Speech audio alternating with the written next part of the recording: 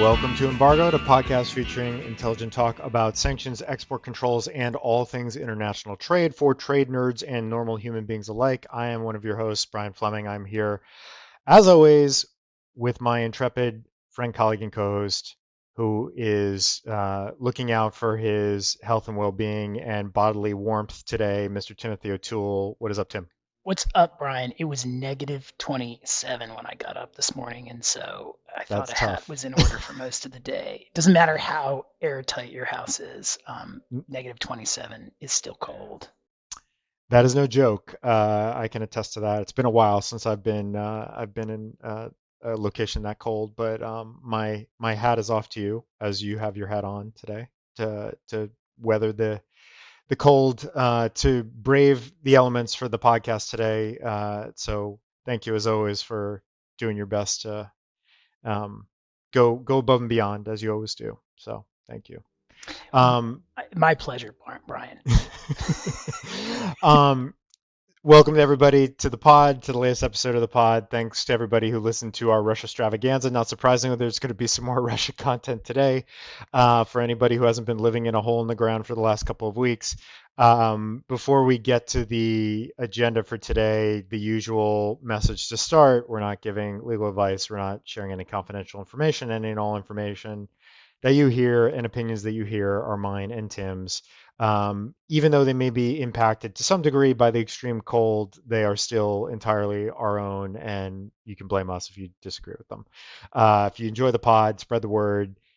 Please subscribe, give us a rating, hopefully a 5-star rating. You can get us anywhere you find your pod content.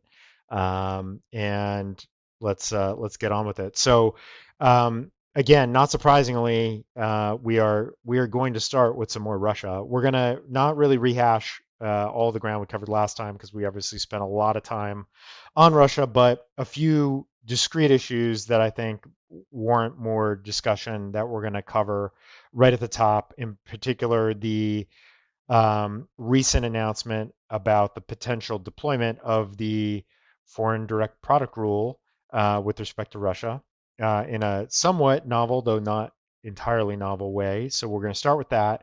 We're going to then go to one of our other favorite topics, which is Iran, and in particular, whether it is truly now or never for JCPOA 2.0 as it appears to be. Perhaps we declared JCPOA 2.0 dead essentially on our year-end podcast last year, so we'll see if that is right or wrong, but we're going to talk about that a bit. And then we're going to talk about a recent development in a pretty high-profile prosecution of an MIT professor, which was just announced last week, a dismissal of an indictment against him, and whether that may signal the end of DOJ's so-called China Initiative. So we're gonna hit on that. That's been a while since we've talked about that, so we'll come back to that. And then in the lightning round, we're gonna hit two topics very briefly. We're going to go back to some Helms-Burton related litigation. We haven't talked about any of the Helms-Burton lawsuits in quite some time because most of them have kind of petered out. There's a notable one in Florida that's still going against some of the major cruise lines. We're going to talk about that briefly. And then we're going to end with late breaking news that just came out today, which is the multi-agency business advisory that was just issued today relating to dealings with Burma. And that'll be our show for today. So before we brave the cold to get back into more Russia-related talk, any thoughts, Tim? Any Just before we get started? Russia all the time. To paraphrase the Brady Bunch, Russia, Russia, Russia, Russia. Russia, Russia, Russia. That is indeed a Or lot Marcia, of, Marcia, Marcia, Marcia. for those out there who are too young to remember the Brady Bunch, Tim providing I some just dated myself. helpful guidance. Um, so let's jump right into it. So topic number one, we're going to start with Russia again, and as I said, we're not going to rehash everything that we covered the last time in terms of what could be coming on the sanctions front. What we really want to do is kind of pivot to some new developments that have trickled out over the last few days. So last weekend there was an article in the Washington Post. I think they officially broke this news that the U.S. government is thinking about imposing a and again, somewhat novel, although not entirely unprecedented use of the export control rules to really inflict some pain on Russia. And the way it was described and the way that it has subsequently been described by some senior US government officials and some press availability is that they would essentially deploy something akin to the way that they have implemented the special foreign direct product rule with respect to Huawei and the Huawei entities that are on the entity list,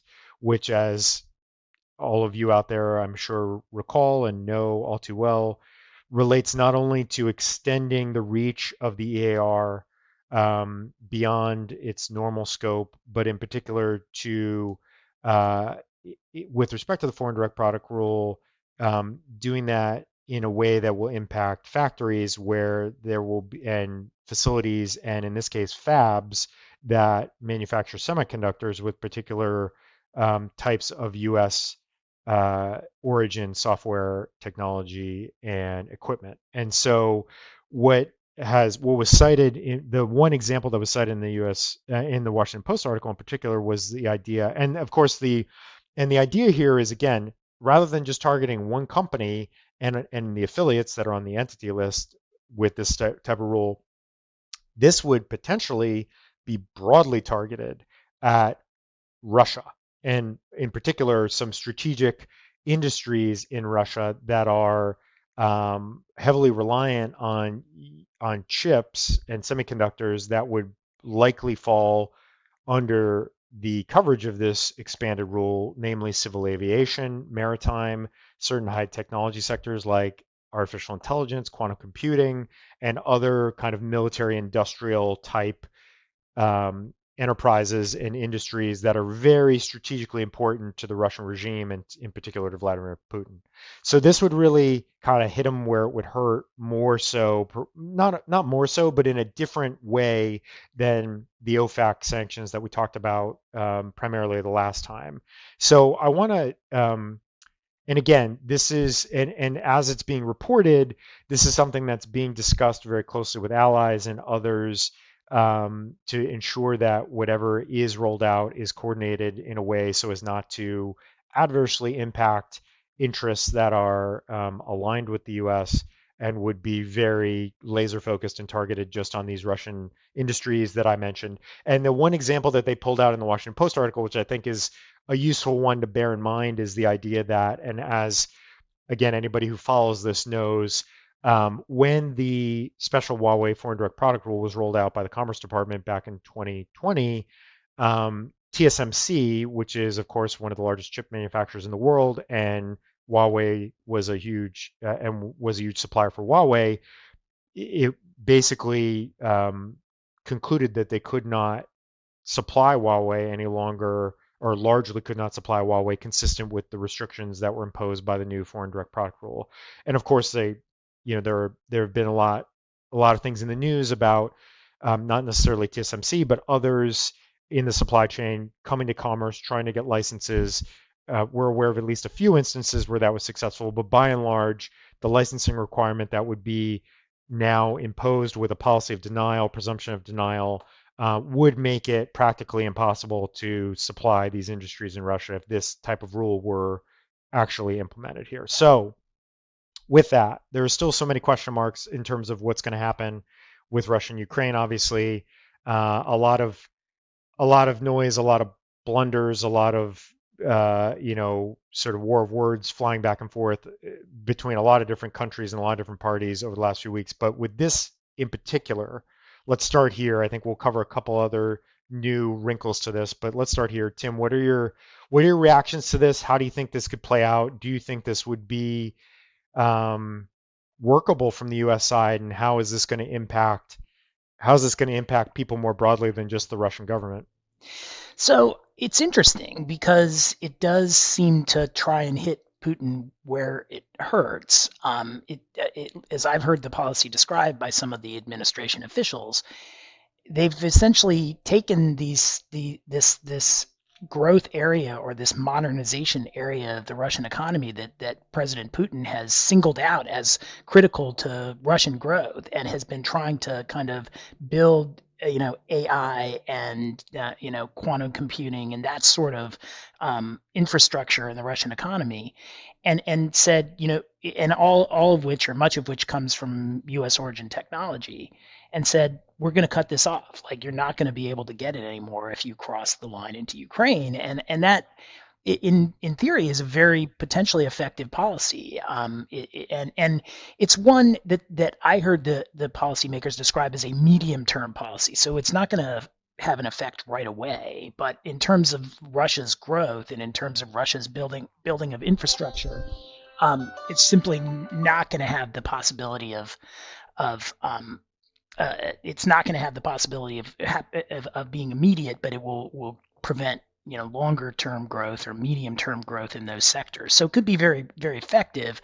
I think it's going to have to be combined with other policies, and I also think that the test of this, because it's foreign direct product rule, for enforcement purposes, you're going to need a lot of support from the allies. So to the extent that these products are being built in Europe with U.S. origin technology, if the allies aren't unanimously in support of it, or at least a great majority of them in support of it, there'll be enforcement challenges, because gauging whether or not U.S. origin technology is really sufficient is within these products, and whether these are products that are subject to the rule for essentially an export that's coming from a different country other than the U.S.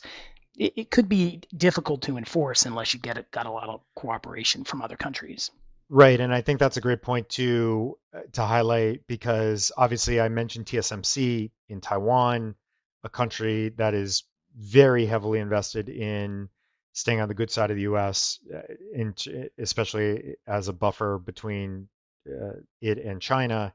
Um, China, though, I think is the interesting kind of you know, shadow player behind this, because to the extent that there is alternative supply to be found, it's probably coming from China. And there's a lot of data that's out there and a lot of reporting on this, that Russia's already sourcing a lot of its tech and a lot of its um, and a lot of these types of items from China.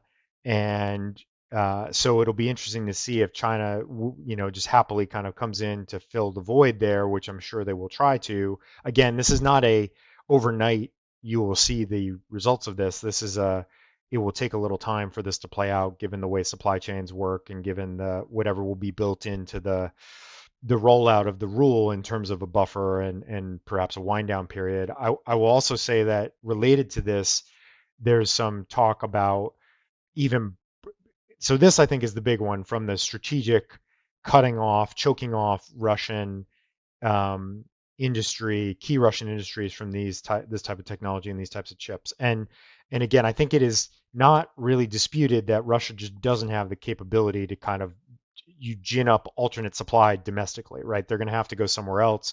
To Tim's point, if that's Europe, hopefully the European allies are well aligned with the US, and that won't happen. If it's China, then that's a different story. And we assume that there will just be a pivot to even a harder pivot to China than there already has been. But the other piece is this, not this rule to some degree, but then even more broadly, there has been noise in the past couple of weeks about essentially just an export ban to Russia that would resemble something akin to what we have with Cuba and Iran and other countries, with very narrow carve outs that would, this foreign direct product rule extension, if it is put into effect or implemented, would potentially trickle down to many products that are not necessarily intended to be caught by it, or not the primary strategic objective of this rule, but might extend to consumer electronic goods and other things like that are going to more broadly impact the Russian people. But then there's also talk of this broader export ban that might go into place, and that's at least being considered as well. And so I don't know what your thoughts are on that, or how I think to some degree it's hard to the hardest thing right now, I think, is deciphering kind of it's a little bit of a signal from the noise kind of problem, right? Because there is a lot of big talk that's going on both sides, on all sides, not just the US and Russia, but on the allied side as well, in an effort to have some deterrent effect to prevent the invasion of Ukraine, right?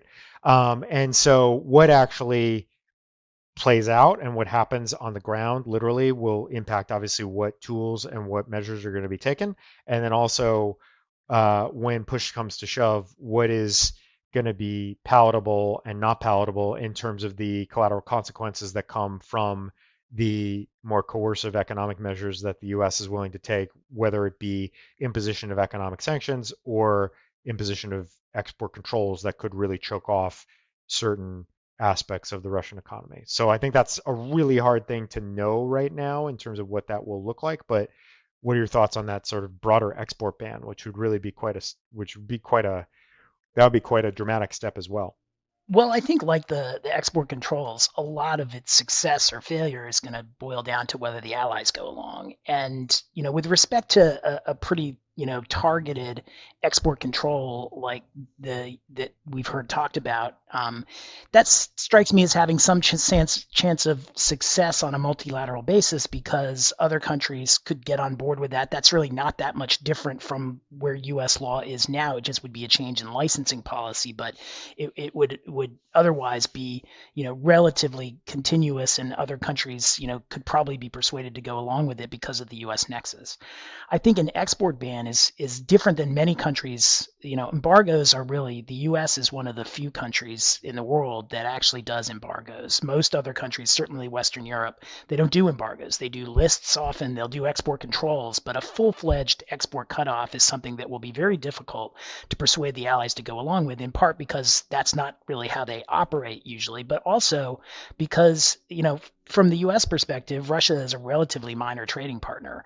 For a lot of the European countries, Russia is, one of its bigger trading partners, and I'm thinking here, largely of Germany. But there are, the rest of the EU trades with Russia quite a bit, at least compared to the United States. And so, getting other countries to go along with this will be difficult. I think that if you can't get other countries to go along with this, so if the U.S. imposes an Iran type scenario where there's these primary sanctions from the U.S., but nobody else goes along, what you'll have is the situation you were just talking about with respect to China, but kind of multiplied. That is, essentially, the U.S. will drop out of the Russian economy from a trading standpoint, but others will step in, and not only the Chinese, but the Western Europeans too, if they won't go along with an export ban. And so, at the end of the day, it may not be very effective if you impose an entire, export ban, because Russia can make up the slack from other trading partners, including potentially those in Western Europe and the EU that don't go along with this sort of thing. So it just highlights, in my view, how important it is to get consensus on whatever they do, because otherwise it's likely to be relatively ineffective and could wind up hurting the U.S. economy in the long term by essentially, knocking us out of the Russian market while others come in and stay for the long term.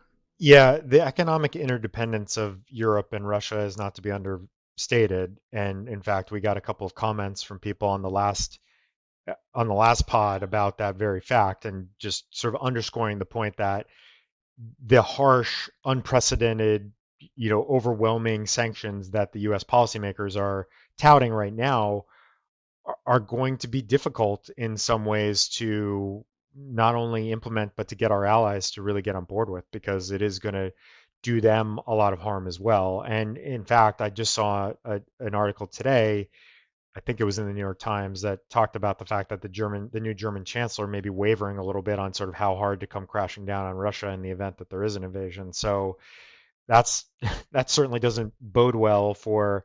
I mean, the U.S. and Germany have been pretty well aligned and in lockstep publicly on having to be sort of tough on Russia at this point on this issue. But if that is in fact the case, then that certainly doesn't bode well for the prospects of sort of long-term success of this strategy if one of our key, if not our key ally in Europe on this issue is perhaps having second thoughts about how to proceed. On that point, let me pivot to a couple of maybe kind of final issues for now on this, and obviously I'm sure we'll be back on this in a couple of weeks. But two other items to bring up. So one is gas supply to Europe, which again is one of our favorite topics, and obviously we covered this to some degree with Nord Stream 2, but there's been a lot that's being discussed on that front in terms of if Russia is to choke off or to try to extort from Europe certain of its demands by virtue of, you know, meddling with the energy supply, then what's going to be done about that, and trying to again deter, take some measures and signal that there will be some pain inflicted to deter that. And then the other is the idea of perhaps let's call them preventative sanctions or early sanctions or prophylactic sanctions that some I know have been advocating for, at least in the US, that why don't we do something now to inflict some pain on Russia, just for engaging in the troop buildup and the menacing behavior that they're behaving in at the moment. Just let me kind of throw those things to you because I know we've talked about these over the last few days. So maybe a couple of thoughts on this idea of kind of preventative or prophylactic sanctions that would be actually imposed perhaps before any kind of ultimate malign activities were to be taken by the Russians. Yeah, I mean, I've heard that talked about a ton, and in fact, on CNN this morning, I saw some questions from the White House on those sorts of issues, and their response, I'm actually generally in line with what their response was, which was, sanctions are supposed to be a deterrent, and so you tell a country if you behave like X, you will be sanctioned, and what we've said to Russia is if you cross that line, you will be sanctioned. If you sanction them now, then the incentive for them not to cross the line goes away. You've essentially already kind of impose the cost of crossing the line. So at that point, they're in a spot where they have nothing to lose. And to be sure, you could escalate after that. But I think sanctions are most effective, and especially as given the logistical issues that we've talked about, it's going to be difficult enough to make the sanctions effective in any sense, because of all of the challenges that are there with respect to enforcement. So if you impose the sanctions now, you've imposed the cost. You've also potentially exposed some of the weaknesses of the sanctions beforehand, and you've given the other side no real incentive to back down because they've already been hit with the sanctions. And it just as a purely rhetorical matter, at least some of the kind of the Russian media, the Russian state media that's been going on now has talked about how the U.S., the bad U.S. and the bad West are really trying to cripple us with sanctions, and so you kind of play into that motivating rhetoric that is essentially driving the Russian government in terms of trying to you know lay the groundwork for their people for an invasion of Ukraine as almost a defensive measure. You kind of help with that rhetoric by essentially striking first instead of waiting for Russia. And I get people's desire to move fast and to impose punishment on Putin for simply creating this sort of controversy for his own reasons, which really goes against international norms. But I just think that there's a lot of reasons that the administration is smart to go slow here, because I think if you move too fast, you risk escalating a conflict that otherwise you might have been able to draw down from. Yeah, one thing that is abundantly clear as well is that the US government is obviously expending a tremendous amount of time, energy, effort, and resources at the moment gaming out all kinds of contingency plans for what they will do or what they are willing to do if X were to happen or Y were to happen or Z were to happen with respect to Russia's actions, targeting Ukraine. So I think there is a lot of kind of gaming this all out. Obviously, there are still diplomatic discussions going on at the moment that hasn't sort of completely fallen apart as of now.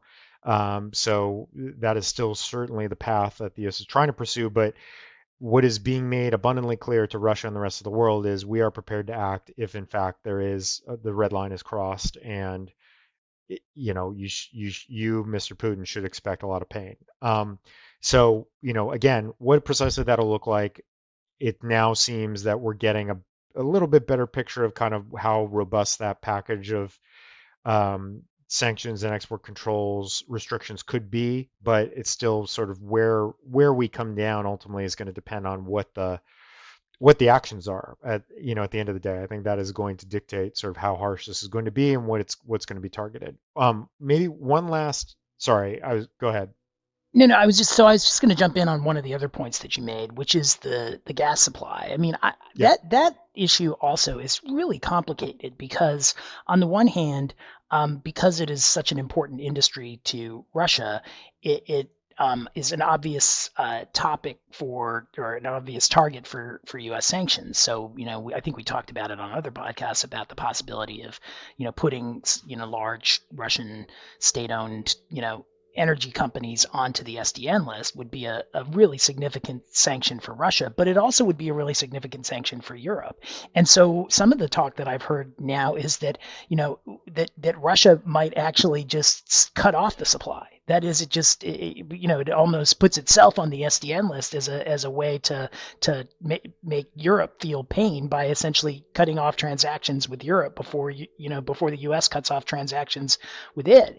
And so it does strike me as very complicated because I think in the news today, President Biden is meeting with the Emir of Qatar in order to get alternate supplies in case Russia actually does take the step of cutting off the supplies itself. So it's really very complicated in terms of what sanctions to impose and whether they would hurt Russia more or they would play right into Russia's hand.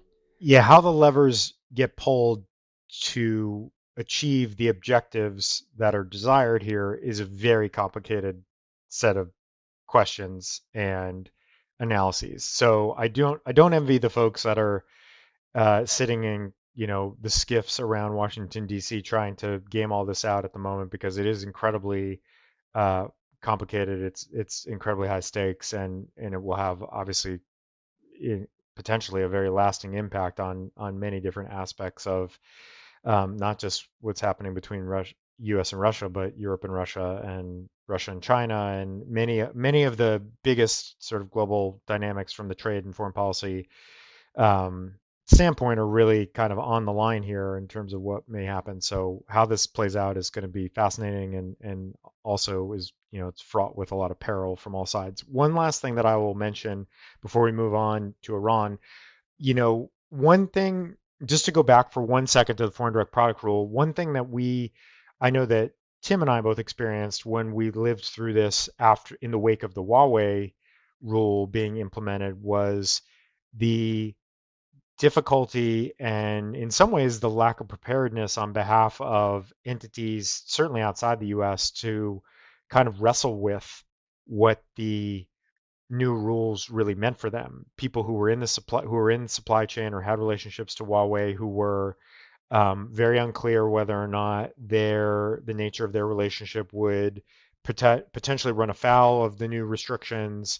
And at the end of the day, for people who have not dug in on this, I mean, doing a foreign direct product rule analysis to understand whether or not a particular item could be subject to the restrictions and could now have a licensing requirement is often a very technical analysis that takes some time and takes some expertise. So to the extent that there's anybody out there who's listening to this who has any question as to whether or not this might impact them, I would certainly encourage you to start thinking about that now. And I would use obviously the Huawei blueprint as your roadmap for what might be covered if you think that you are potentially in the crosshairs on this, because I think this is being signaled very clearly as one of the likely things that would the first dominoes that could fall if there is incendiary action taken by Russia. So that's just a I mean that's kind of an obvious point, but at the same time I think something that shouldn't get lost in all of this and something that we know all too well is it's a difficult thing to kind of sort out and to get comfortable with and to make sure that that you're going to be on the staying on the right side of that because can be incredibly complicated. Yeah, one of the things that I'm doing, and I know you are as well, with all of our clients is encouraging them to review all of their Russian, touch points and transactions in order to figure out, what they'd need to do in case, sanctions come into play. Now, with respect to these sanctions that have been kind of almost directly threatened by the U.S., you've definitely got to do that. But I do think that, from a just a Russia writ large standpoint, if you review, if companies should be reviewing their Russian connections and their Russian transactions with an eye towards what if, Russia is put under embargo, or what if a bunch of the SSIs currently go onto the SDN list, or what if, the Russian oligarchs are put onto the SDN list, and we have a situation like we had with Rusal and ENC Plus and those sorts of or EN Plus, that those sorts of companies that are owned by, or majority owned by Russian businessmen who wind up on the oligarchs list. Like that is something that companies ought to be thinking about, because it could happen very quickly after there's an invasion. I mean, the U.S. has said clearly that the second that the invasion occurs, what they called expansive, draconian sanctions are going to go into effect, and U.S. companies will be left to deal with them right away. So they ought to be getting ready now, just in case. Yeah, never too early to start your sort of Russia-focused risk review at this point. So I think that's the bottom line, which again is something that we've said, and I think everybody in the compliance world understands, but is bears repeating, because I think there's a lot at stake here, and there is going to be, in all likelihood, significant disruption to the status quo if this does take a turn for the worse here in the next few weeks and months. So, with that, let's leave Russia for the moment. Let's turn to another one of our favorite topics, which is Iran, and let's dig into whether it truly is now or never for JCPOA 2.0. Tim. Got it. Well, we keep coming back to this topic, and we keep thinking that, either the JCPOA has to go into place because both sides really do want a deal, because, the Iranians want the trade and the U.S. wants the nuclear security that the prior deal gave them.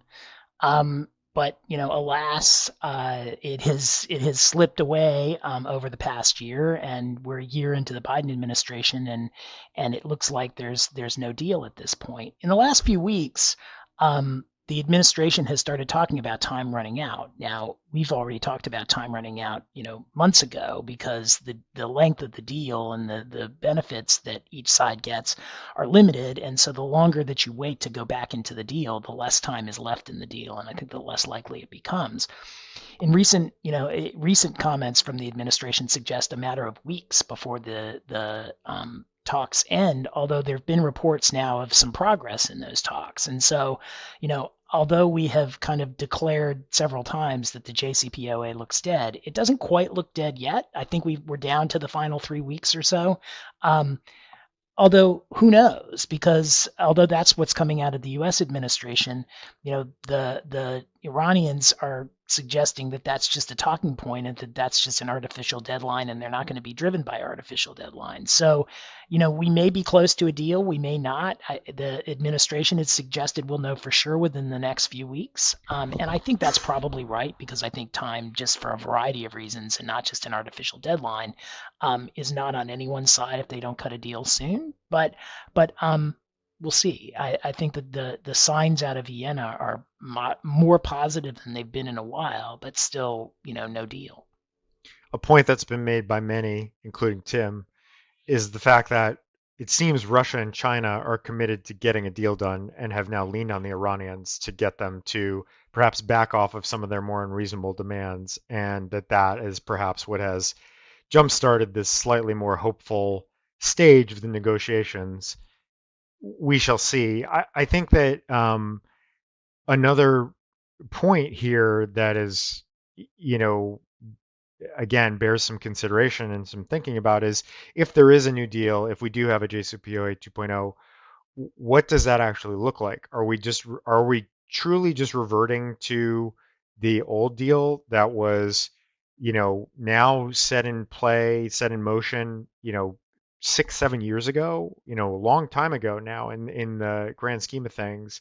Are we really going to revert back to U.S. simply lifting all of the sanctions that were reimposed throughout 2018, in exchange for, again, the sort of dismantling of the nuclear facilities and capabilities in Iran that were pledged as part of the deal, which of course have made significant progress over the last few years since the U.S. pulled out. So there's even talk about whether the European parties to the deal would potentially try to exercise their rights under, the snapback provisions and other things because they're not getting the benefit of their bargain with Iran continuing to enrich and take steps to further their program. So, what that looks like, what the obviously the Iranians want more relief, the US wants more security, a lot of other parties, Israel is still in the mix, not happy with any of this, wants, sort of more maximum pressure style sanctions imposed on Iran, it seems, and they're not a party to the deal, but they are, influencing the discussions to some degree, at least through their external actions. And so, yeah, I think again, we still have more questions than we have answers at this point. I do think that we wanted to, despite essentially declaring this dead, a month and a half ago, in light of the talks that it started up at the very end of December and have kind of continued on in the early part of this month. I do think it's worth kind of putting this back in focus because it does seem that we might get to some clarity on this. Again, I know we sound like a broken record. We've said this, I don't know, 3 or 4 times, but it is, the U.S. is going to risk sort of being, not that this matters in politics or policy making, but that we're the country that cried wolf on this and said, "Yep, we're done," and then, the sort of you keep grabbing the football away as they run up to try to kick. So I don't know what's going to happen here, but it'll be interesting to see next few weeks. Two other quick comments. I mean, one of the things that I think might be a driver here is that it's not unrelated to Russia, and it's not unrelated to global oil prices. Global oil prices are very, very high right now, which is, as everybody knows, Correct. and that is creating political danger for the administration because no politically democratically elected government, and maybe even undemocratic governments do well when the price of oil is high. And so, part of the reason that the price is so high is that the supply has been deprived. The world oil supply has been deprived of Iranian oil for at least since the maximum pressure strategy went into effect. And so, one driver could be the price of oil. A related driver is that if there is a conflict with Russia in Ukraine, the oil supply from Russia is likely to either be pulled back by Russia, affected by the incursion, or the subject of sanctions itself. And so the idea of Iranian oil starting to come back into the global economy, at least to the non-U.S. nexus part of the global economy, is probably something that is appealing to the U.S. policymakers.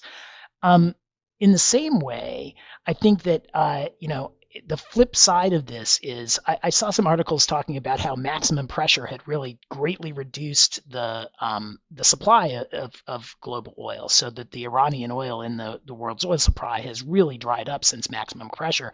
And the way that the article was written, it was as though that was a big success story of maximum pressure.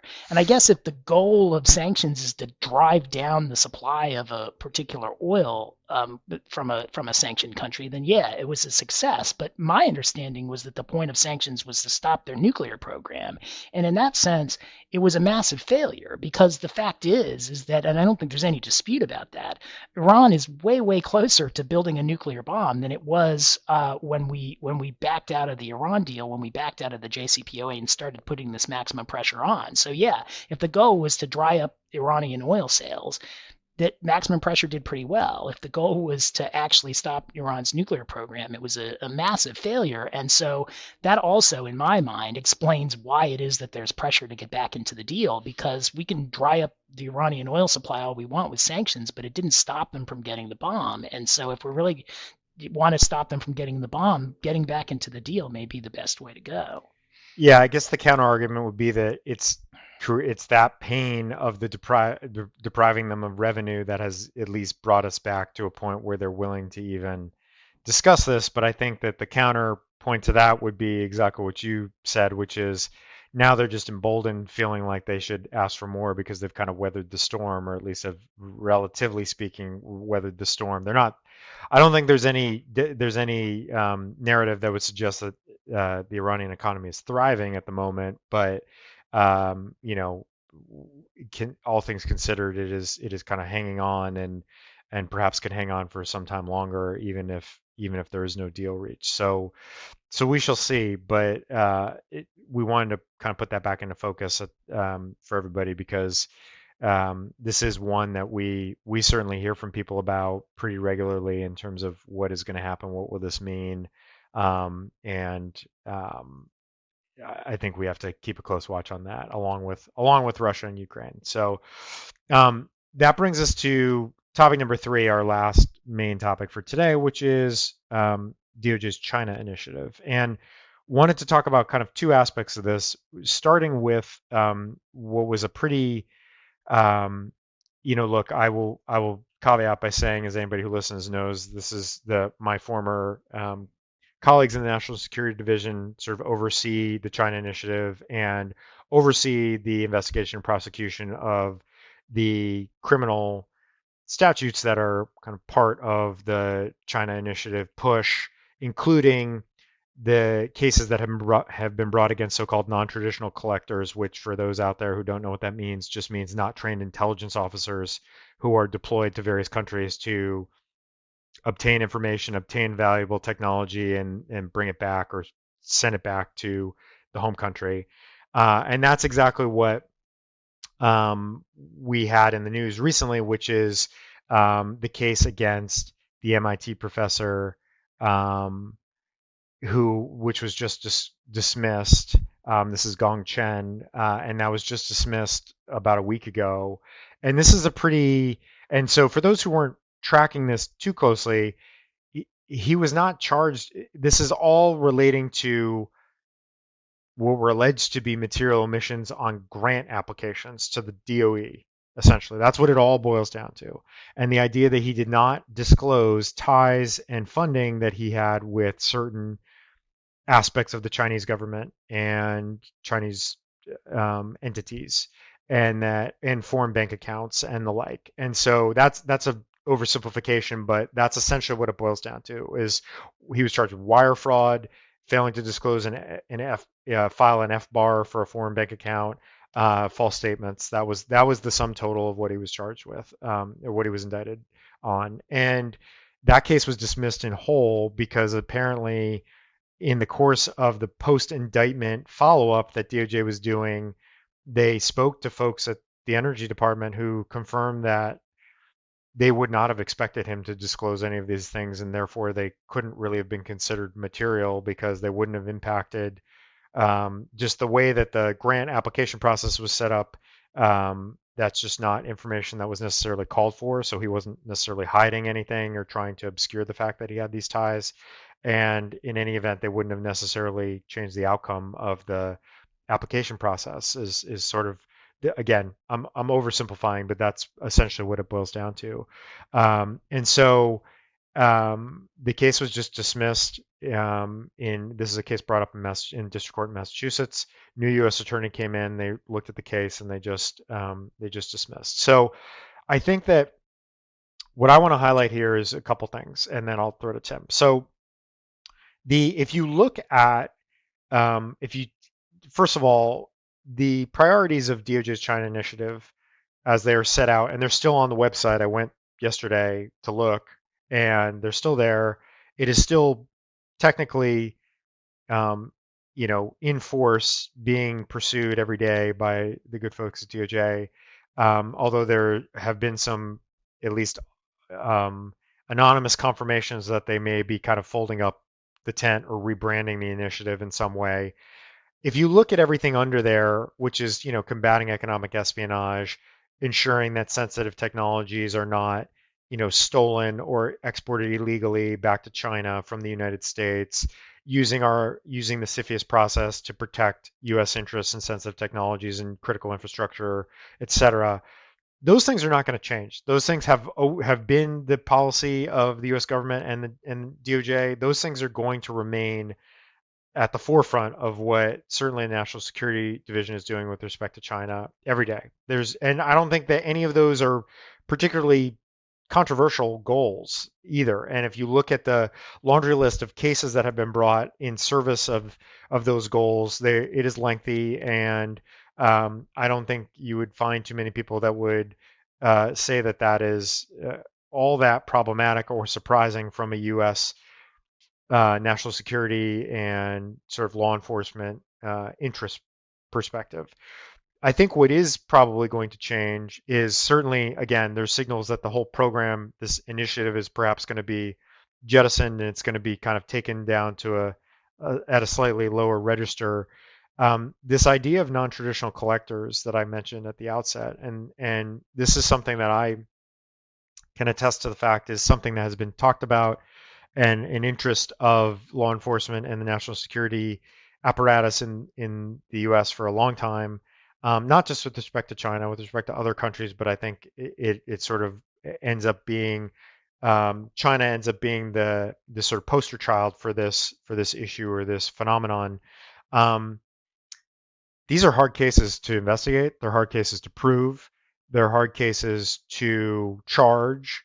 There is, I think, as evidenced by what you saw in this most recent case with Gongchen, um, the proof that the government thought they had it just fell apart. They didn't have the willfulness evidence. They didn't have the intent evidence. And then at the end of the day, when they got a better look at all the pieces, they realized that they were just off base in how they were interpreting the facts. And I think that is, if there's any lesson, I think that might be the lesson, which is when there is a clear narrative that the government and DOJ are looking to feed to some degree, which is, and if you look back at the press conference from when Professor Chen was charged, is this case comes down to loyalty to China at the sort of at the expense of his what should have been his loyalty to his new country. He was a naturalized U.S. citizen. He's a U.S. citizen, naturalized U.S. citizen,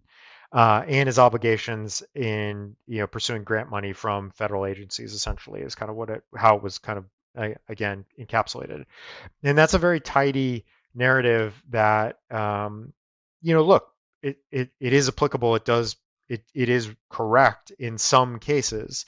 It just appears that it was wildly off base in this case. And when DOJ has to suffer kind of a black eye in this regard, and again, I'm biased here. I know some of the people that were involved in this case. They're good, reasonable, level-headed people who are not trying to sort of sandbag anybody. So even people who are trying to do it right get it wrong sometimes. I mean, that's just a reality of it. And the costs are incredibly higher and incredibly dire when it comes to what has now happened to this person's life and his liberty for the last year. I think that does warrant some reevaluation as to whether those are the type of cases. That class of cases is really what we want to be devoting the resources to and the effort to in the long term. I think it's worthy of further discussion and scrutiny, and I, in some ways, tip my cap to DOJ to at least admitting that they're willing to sort of reevaluate this and think about how they want to do things going forward. Again, I don't think that you're going to see at the end of the day a jettison, that they jettison sort of all of the goals of the China Initiative. I think they are very much here to stay for the most part. But with this area in particular, when there, is not even an accusation in the indictment that there was, sort of a theft of trade secrets or an illegal export of controlled technology or or items or software, then I think those are just very difficult cases. They're very, very difficult cases, and this kind of theory and this approach that has been taken in some of these cases, which has resulted already in some pleas and some custodial sentences. I question whether that's going to continue or not. So that's kind of a small picture, big picture view of the whole thing. Obviously, let me kick it over to Tim to sort of chime in here as well. So, so I have some relatively strong thoughts on this. I mean, Yes, I first, know you do. I know you do. Yes. so first, let me just start by saying that the goals of the China Initiative, the stated goals, that is like stopping economic espionage by China, are really important, and they are a real problem. But but there are, in my view, big problems with focusing on an initiative like this in terms of resources and in terms of focus from the get-go. I'm not saying you shouldn't do it, but you have to do it in a really careful way, in part, especially when it's focused on a particular country, and then the defendants often seem to be people who have some ties to those country in terms of nationality. That it strikes me that when you're going to have an initiative, the problem with initiatives is that you have an initiative and you're going to need to show results. So you're going to Got to need to have get pleas. results. You're going to need to get convictions. And so there's this push to get results in that particular area that I think is problematic. I don't think I'm not saying it means you shouldn't always do it, but you need to be really careful with it. And then when you kind of add this twist where you're potentially focusing on nationals of a particular country or former nationals of a particular country, you really do need to be extra careful in that area. And I think that the facts of this case, but not just this case, kind of other cases show kind of what can go wrong if you're not careful. And what I mean by that is, first of all, a press conference where you're essentially accusing this guy, and all he's been charged with is kind of not disclosing things to the DOE. He wasn't charged with being a spy. He wasn't charged with economic espionage. And you accuse a guy who's been a citizen of the United States for 20 years of not being loyal to the United States because he filed a grant application that you didn't think was complete is problematic in and of itself and doesn't show a sensitivity to these kind of potential discrimination issues that could arise in this sort of initiative. But second of all, it's not an economic espionage case. Like, why is this part of the China Initiative? It's at best, a failure to disclose things on a grant application type case, which is not really unique to China or anywhere else. I mean, if you think that there's not full disclosure, fine. And I guess the claim was that he didn't disclose his ties to China, but at the end of the day, it wasn't the sort of case that really should have been part of this initiative.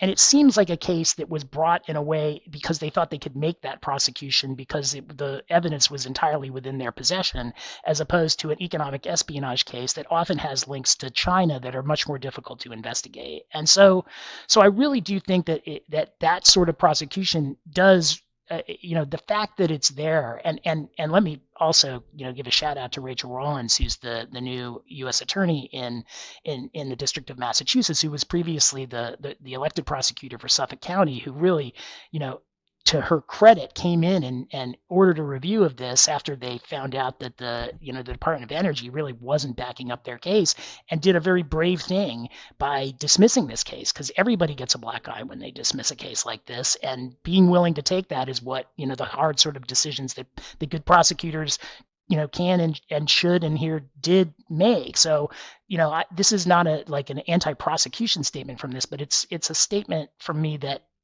really you need to be careful with these cases, and I think that it warrants a reconsideration of the program. And if they're going to keep the program, they really need to be tighter with their focus on real economic espionage cases, and not trying to kind of chalk up wins on 1001 violations or failure to disclose violations that really don't have anything to do with economic espionage, and very, very sensitive to the idea that focusing on China is not very far removed from focusing on Chinese nationality. And I'm not saying they did that here, but I just don't think they were sensitive to those sorts of perceptions. And I think that's part of what allowed this case to get kind of out of control. And really, the MIT talked about all the harm that had been done to the defendant in this case, and to his family, and to they called it, the entire MIT scientific community. And I think that it does warrant a revisiting of this policy, even though, as I mentioned at the beginning, and as I know you agree, the goal behind this policy is extremely important, and we need to figure out a way to do it, but we have to do better. Yeah, and I think just well said, and I think as a final note, I would just say that the thing that I come back to, and that obviously as a former prosecutor, but now on the defense side, I think about a lot, is the idea of, and Tim, this is really what Tim was alluding to, was the idea of charging decisions. And I mean, these are, and I can attest to the fact that being on the inside, these are things that are debated with a lot of heated discussions between various actors and factions within the Justice Department. And I have no doubt that was the case here, and has been the case with some of these the kind of grant application, false statement, type of cases that don't rise to the level of, look, there was an illegal export, there was theft and economic espionage on behalf of China. There was the sort of higher order, perhaps, easier to see, easier to feel like this is a righteous prosecution type cases. These are essentially a class of cases that was almost created as a outgrowth of this initiative or a precursor to this initiative, and an emphasis that was only recently kind of identified. And that's not to say, again, that this is not necessarily an area that is worthy of further scrutiny and an intervention, perhaps by DOJ and the government to protect U.S. interests. But as Tim said, it has to be done very, very carefully, and it's nobody's ever going to have it 100% right. We can't expect that of anybody. And to Tim's point, when it calls for reevaluation and reassessment, and somebody is, strong enough to stand up and say, "Look, we got this one wrong. We're going to dismiss. We're moving on," and that's the right thing to do, obviously. But it's hard. It's a very hard thing, and it's a hard thing to sort of balance that out going forward. And I know that one way that what tends to happen in these circumstances, and I'm sure as they reevaluate what they want the initiative to be going forward, this may happen, is that there ends up being, more oversight and more approvals and more layers that have to come in so that some of the, you take the decision-making authority out of the hands of one or two people and you put it into 10 people, or you rest it at a much higher level with somebody who then has to take into account some of these sensitivities that perhaps are not going to be front of mind for somebody who is much closer to the case and the investigation. And so I suspect that that is already happening and has been happening and will be happening going forward. And we shall see how this plays out going forward. But again, also worth thinking about in the broader sense, as we have talked about the China Initiative previously, which is again in the way that export controls and sanctions laws are going to be enforced vis-a-vis China, and that CFIUS is going to do its job in reviewing transactions that have some connection to China, and economic espionage of sensitive technology and information is going to work with respect to again, if China is the beneficiary or the intended beneficiary. These things are all to some degree intermingled, but as Tim said, I think there has to be some dividing lines, and there has to be, look, tough calls that have to be made. But I think that it is not necessarily a failure to look into a case and then say, look, we just don't have enough to charge this person. I mean, that is a hard thing to do. And the momentum, once it gets going, is difficult to stop sometimes, but that is the right thing to do in many cases. And so, as attorneys on the outside, we don't get involved most of the time until the charging decision has been made, but sometimes we do, and sort of trying to, provide context and provide more, arguments on behalf of our clients to hopefully get the prosecutors to understand the bigger picture, so that we don't end up in this situation where you spend, a year of a man's life as he was under indictment and under this black cloud, and now, it all gets taken away, but it'll never get taken away in other ways. So these are serious issues. Again, from this specific case, more broadly speaking, it's something that's kind of, I think, that Tim and I feel very strongly about and have thought a lot about and have devoted a lot of time to over the years, is kind of thinking through these issues on both sides. And so that's why we want to spend a little time talking about it here at the end of the pod today.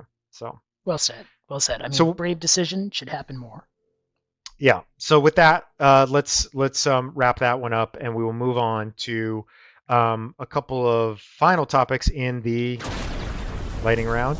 And with that, let's go back to Helms-Burton, and Cuba, which is obviously a favorite topic of ours as well, which we haven't talked about in a while. And in particular, the summary judgment proceedings that are going on in the Havana Docks lawsuit against the four large cruise lines. And in particular, just to set this up, and we're not going to spend a tremendous amount of time on this, lots of different arguments being made as to why this case should end right now by the defendants. But I think in particular, looking at prior OFAC authorizations and other U.S. government authorizations as a basis to protect the conduct that's essentially at issue here, I think is a fascinating thread of this, and that's kind of what we wanted to touch on. So I'll throw it to Tim for that. Yeah. So, as you said, Brian, during the Trump administration, Title III was activated. Title III of the Helms-Burton Act actually had laid dormant since it was passed in 1996 because it required the president to essentially bring it to life. And President Trump, in I think 2018, brought it to life, and lawsuits were filed. And one of the things that Title III allows civil liability for, or imposes civil liability for, is for trafficking in confiscated Cuban property. And so the lawsuit against the cruise lines is that they were trafficking in the Cuban port, or in the Havana port, which the plaintiffs claim was confiscated by the Cuban government from them. Now, there is a dispute in that case over that, or at least, that is one of the contested issues in that case, is whether or not there really was a confiscation, because the defendants at least claim that the Cuban government always owned the port, and so when the Cuban government changed, it's not confiscation to take property from the Cuban government and keep it for the Cuban government. But setting that issue aside, the OFAC issue is kind of interesting because there is a provision of Helms-Burton that does allow for an exception to the Title III that allows that essentially creates a, no pun intended, but safe harbor for it is Good a one. safe harbor Good one. provision. That's I a don't good even one. know how to say it, but it's a safe harbor for U.S. persons that are engaged in lawful travel to Cuba. And so one of the arguments from the cruise line is that, of course, we're engaged in lawful travel. We were authorized by OFAC to go make these trips to Havana. They knew we were going to Havana. I think they were traveling under the general license to go to Havana, but they were authorized by OFAC, and so therefore they fit within the safe harbor for lawful travel to Cuba. And so if you're engaging in lawful travel to Cuba, you can't be trafficking in confiscated Cuban property.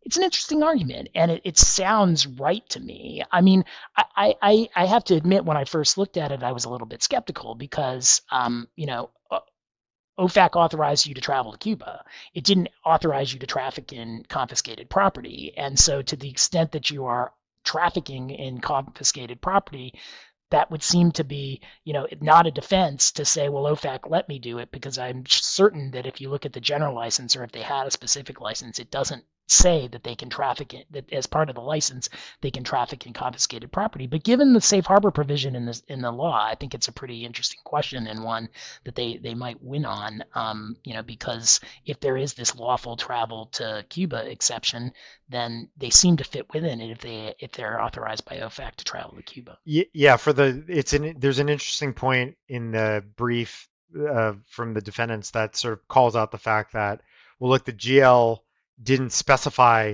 where in Cuba we could engage in, carrier services with respect, in terms of, providing the travel services that they were providing to customers going to Cuba. And they in fact point out that President Obama himself announced all of this initially from Havana, and so one must conclude that that's not sort of off limits and was otherwise part of that authorization. There's also a few other just really interesting tidbits in there about, a couple of the cruise lines tried to get specific licenses and were told, no, you don't need specific licenses. BIS also had similar authorizations. DHS via CBP had similar authorizations in terms of calling at Cuban ports and being able to return to U.S. ports thereafter.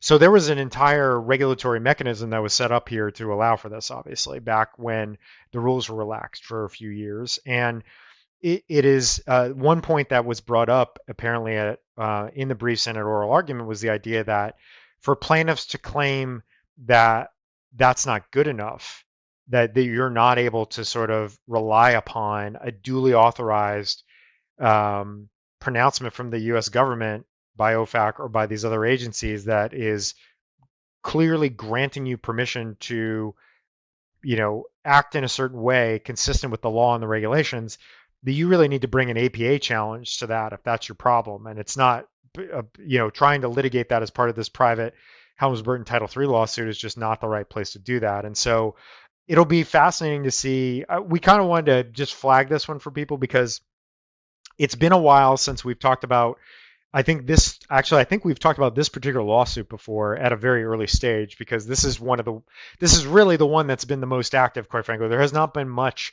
I know that like John Bolton and many others were sort of licking their chops, expecting that, the Cuban government and all those who benefited from the seizing of property by the Cuban government were going to really rue the day they did that and be subject to all these lawsuits. But they haven't really amounted to much in the last couple of years, and this is really one of the, to my knowledge, sort of the one of the last ones that's still kind of kicking around. And if the defendants succeed at getting this knocked out at summary judgment, which they certainly might, that may be kind of the end of this saga. Of course, so we shall see. We'll keep an eye on that. We'll see what we expect. Obviously there'll be a ruling on this in the coming months, and I'm sure we'll kind of circle back to it again. But an interesting issue, and the one that would bear, I think, further discussion depending on the kind of ruling we get as to what that might portend for future reliance upon general licenses and other changes to the regs that the government is doing, especially when it's kind of a pretty significant change. Obviously, the sort of trapdoor of Title III of Helms-Burton doesn't exist with respect to most U.S. sanctions programs, so this may have some limited applicability, kind of more broadly speaking, but still kind of a fascinating exercise to look at this and think about how it could possibly impact other things coming down the road. So that's really all I wanted to cover on the Havana Docks case.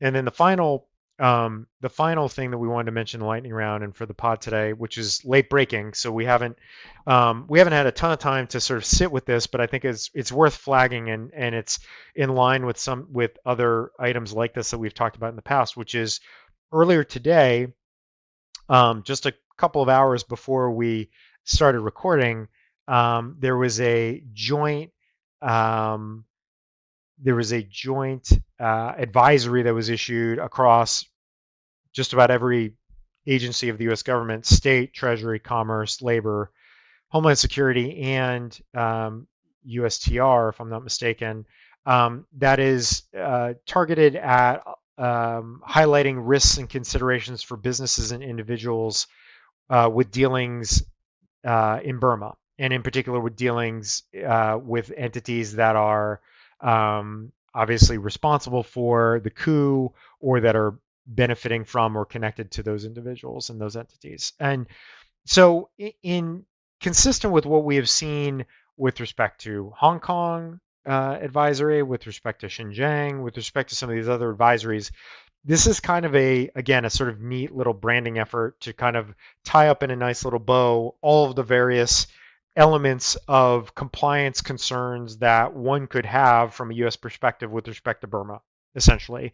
And it not coincidentally, I'm sure this is just about on the 1 year anniversary of the coup. We are just days away from the 1 year anniversary, so I'm sure that this was, again, time to coincide with that, as some of these other events have been timed to coincide with other notable events in those jurisdictions as well. And it essentially goes through a lot of the elements that we've talked about with respect to the Executive Order 14014 that's targeted at Burma, that stood up the current Burma sanctions program. That's targeted at some of the key industries there that are impacted, whether it's state-owned entities, it's gems and precious metals, it's real estate, it's financial sector, all of the things that where designations to date under the program have really been targeted, that have been identified as major sources of revenue for the military, and also, of course, highlighting the idea that sort of AML and CTF considerations in terms of any dealings with the financial sector there, in particular in the real estate industry, which is known to be kind of a money laundering mechanism in Burma, are people are well aware of. And again, it's just sort of a nice, neat encapsulation of all that in one place. That is a handy kind of compliance tool or awareness tool for those that are not already keen to this.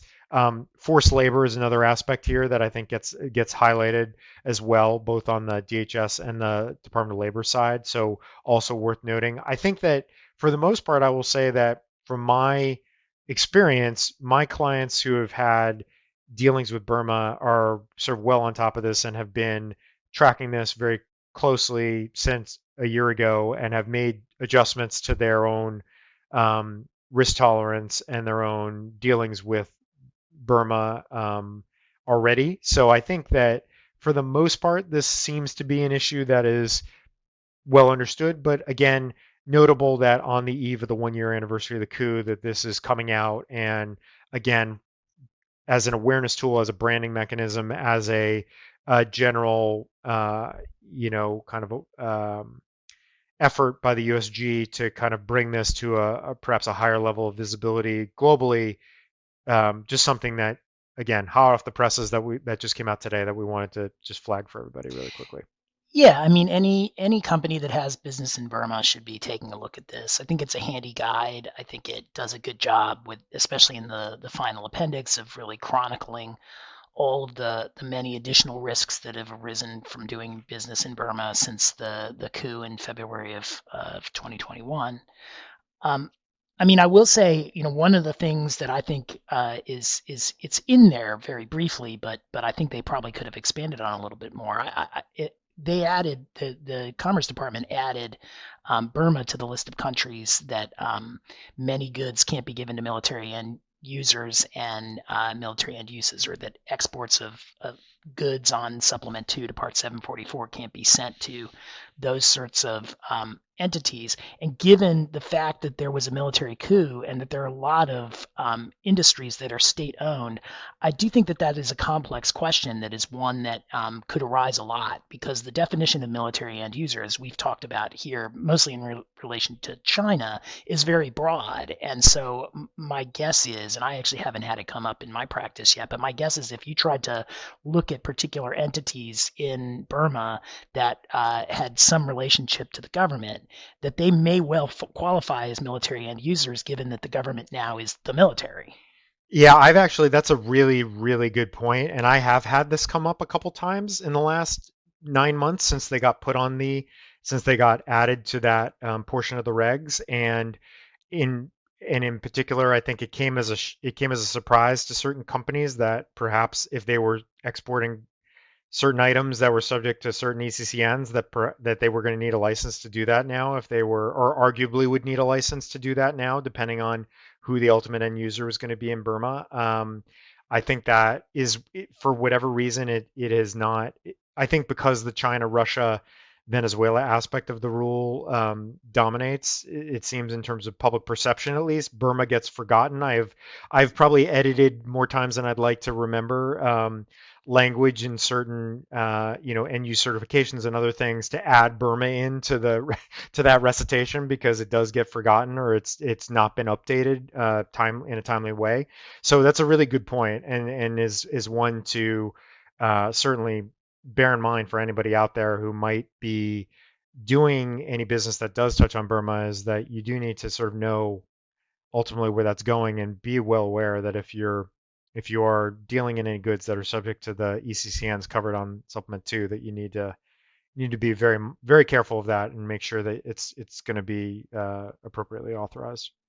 Yep. No, it's a big issue. I've had it in China all the time, but Burma is one that I Yeah, think, less so in Burma, yeah, but I have actually had it come up in Burma a couple times. Yeah, yeah. And so I I was good surprised they point. didn't expand on it, because it is one of Yeah, the big things that that is new and very difficult from a compliance standpoint. yeah, absolutely. I'd be interested to know kind of what the data would be in terms of how much business is actually being cut off by virtue of that new wrinkle in the rule, or the extension of the MEU rules to them. I don't know. That's a hard thing to have data on, I think, unfortunately. And we've said this with respect to China and Russia, certainly. It's just it's not a well understood, I think,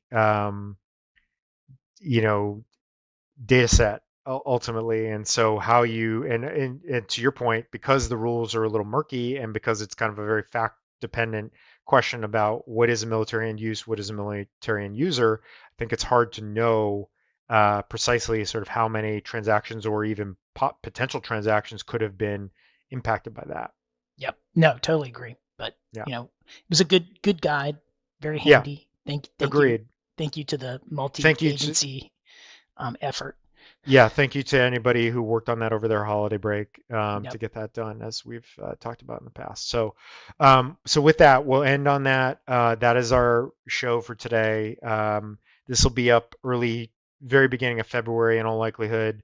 So we will be back mid-February with another episode. I think Tim maybe won't have to wear a hat for the next one because I think he may be south of the border at that point. So not that it'll be much warmer here, but certainly won't be negative 27, I think, when we I'll wear record the my next I'll one, wear my hopefully. Nationals cap for the next There one. you, there you go. There you go. That's a little more like it. So to everybody, thank you out there for listening. And until next time, hope everybody stays safe and stay sanctions free. Stay sanctions free, everybody. Thanks, everyone. Bye.